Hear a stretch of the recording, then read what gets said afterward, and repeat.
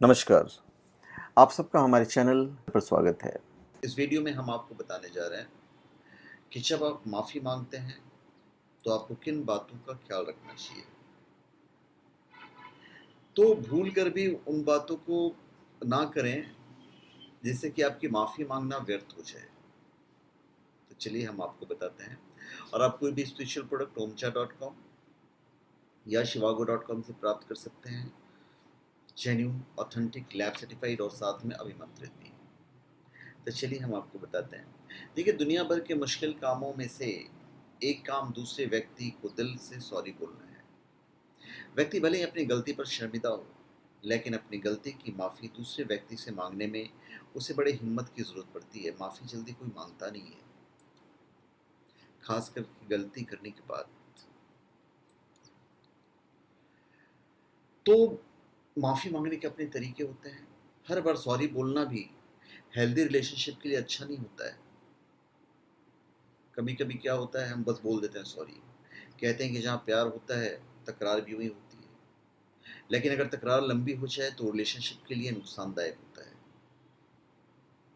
तो सबसे पहले तो आपको ये महसूस करना है कि भाई सॉरी कहना कहीं आपकी मजबूरी तो नहीं है। जब आपकी किसी बात पर किसी से भी, अपने पार्टनर से या किसी से भी लड़ाई होती है तो अचानक से सब कुछ खत्म होने जैसा दिखाई देने लगता है। दोनों तरफ से जमकर कहा सुनी होती है।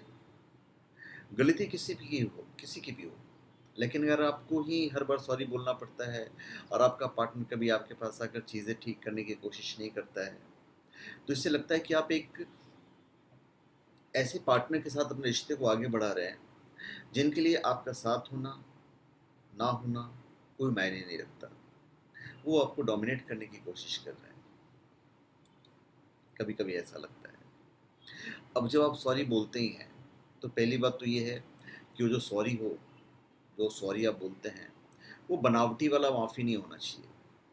जब आप किसी से माफ़ी मांगे तो सामने वाले को आपकी ईमानदारी और सच्चाई दिखनी चाहिए। ऐसा ना हो कि आप सॉरी तो बोल रहे हैं लेकिन आपकी जो माफ़ी है वो दिखावे जैसा लगे। माफ़ी मांगते समय अगर आप भी अपने पार्टनर से इस बात पर एहसान जताते हैं कि भले ही वो आपसे गलती करने पर माफ़ी मांगना भूल जाए, लेकिन आप ऐसा कभी नहीं करती या करते हैं, तो ध्यान रखिए ऐसी बनावटी माफ़ी मांगने से बचें। आपकी ईगो सेंट्रिक माफ़ी से चीज़ें बनने की जगह और बिगड़ जाएंगी। कई कपल्स में देखने को मिलता है कि वो अपने पार्टनर को जताते हैं कि भले ही उन्हें रिश्ते की परवाह न हो, लेकिन सॉरी बोलकर मामले को सॉल्व कर रहे हैं। तो माफ़ी को पछतावे की तरह दिखाएं, एहसान की तरह नहीं। दूसरा, औपचारिक माफ़ी मांगना, फॉर्मेलिटी वाली माफ़ी। आजकल ज़्यादातर लोग बस फॉर्मेलिटी के लिए एक दूसरे से माफ़ी मांग लेते हैं, लेकिन आप ऐसी औपचारिकता निभाने के लिए माफ़ी नहीं मांगे। आप दिल से महसूस होने पर ही माफ़ी मांगे।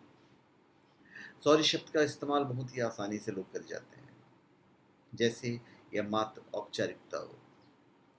माफ़ी मांगने की फॉर्मेलिटी की तरह बिल्कुल न लें। अगर पार्टनर से किसी बात पर बहस हो गई हो तो सॉरी बोलकर औपचारिकता पूरी ना करें, बल्कि दिल से महसूस करके माफ़ी मांगें ताकि सामने वाला व्यक्ति आपकी माफ़ी के एहसास को महसूस कर सके। फिर आजकल डिजिटल माफ़ी होती है, सबसे आसान माफ़ी। कई बार लोग सामने आने से बचने के लिए फ़ोन या व्हाट्सएप पर ही माफ़ी मांग लेते हैं। ऐसा ना करें, आप खुद से सामने जाकर माफ़ी मांगें। आपके ऐसा करने पर दूसरे व्यक्ति पर ज़्यादा गहरा और सकारात्मक प्रभाव पड़ता है। गलती के बाद पछतावा होने पर पार्टनर से आमने सामने माफ़ी मांगकर अपनी भावनाओं को व्यक्त करें। लेकिन इन दिनों लोग आसानी से माफ़ी मांग लेते हैं, सामने वाले को फेस करना नहीं होता है, कॉल या व्हाट्सएप के ज़रिए लोग सॉरी बोल देते हैं। इससे आपकी माफ़ी का उन पर सकारात्मक प्रभाव पड़ेगा जब आप मिलोगे। उसके बाद लेट से माफ़ी मांगना, देर से माफ़ी मांगना। कुछ लोग माफ़ी मांगने में समय इतना ले लेते हैं कि उनकी माफ़ी का कोई मतलब ही नहीं रह जाता है। ऐसे में हमेशा अपनी गलती का एहसास होते ही तुरंत उसे स्वीकार करना चाहिए। तो माफ़ी मांगने में देर ना करें। कई बार लोग सॉरी बोलने के लिए समय इतना ले लेते हैं कि तब तक बातें आई गई हो जाती है। इसके बाद रौब से माफ़ी मांगना। रौब कैसा होता है, ठीक है यार माफ़ कर यार। कई बार लोगों के माफ़ी मांगने का तरीका ऐसा होता है जो ये जाहिर करता है कि आप अपनी गलती नहीं मान रहे हैं, लेकिन फिर भी अगर सामने वाले का दिल दुखा हो तो आप माफ़ करते हैं। तो इस तरह की रौबदार माफ़ी मांगने से आपका पार्टनर भड़क भी सकता है। जैसे नेता लोग जब माफ़ी मांगते हैं, फिल्मों में आप देखते होंगे, सॉरी, और बोल के निकल लेते हैं। ये इस तरह की सॉरी होती है जिसमें आप कह रहे होते हैं कि आपसे कोई गलती नहीं हुई है, लेकिन फिर भी आपका दिल दुखी हुआ है, आपका दिल रखने के लिए हम आपसे माफ़ी मांग रहे हैं। इसका सीधा मतलब है कि आप बिना किसी गलती के ही सॉरी बोल रहे हैं, आपकी नज़र में। तो रिश्ते में ये जो सॉरी शब्द है, रिश्ते में बार बार यदि आप सॉरी बोलते हैं तो सॉरी की वैल्यू समाप्त हो जाती है। अगर आपकी गलती हो तो सॉरी कह देने में कोई बुराई नहीं है। चीज़ों को सही करना एक अच्छे पार्टनर की निशानी है। लेकिन अगर आपके पार्टनर की गलती हो फिर भी वो कभी सॉरी ना कहे और आप ही उन्हें सॉरी कहें ताकि रिश्ता बना रहे, तो समझ लीजिए कि आप उन्हें खुद पर हावी होने का न्योता दे रहे हैं। कभी कभी लोग सॉरी इसलिए बोल देते हैं कि भाई रिश्ता बिगड़ नहीं जाए, तो सॉरी बोल देते हैं। कभी कभी सॉरी इसलिए बोलते हैं या व्यवहार वैसा करते हैं कि हमारी जो बात है वो बनी रहे। तो इस सारी बातों का ध्यान रखना चाहिए। तो सॉरी जो है, जो हम सॉरी की बात कर रहे हैं, माफ़ी की जो बात कर रहे हैं, बिल्कुल हमेशा तहे दिल से होना चाहिए। तो धन्यवाद। आप सबका हमारे चैनल पे स्वागत है।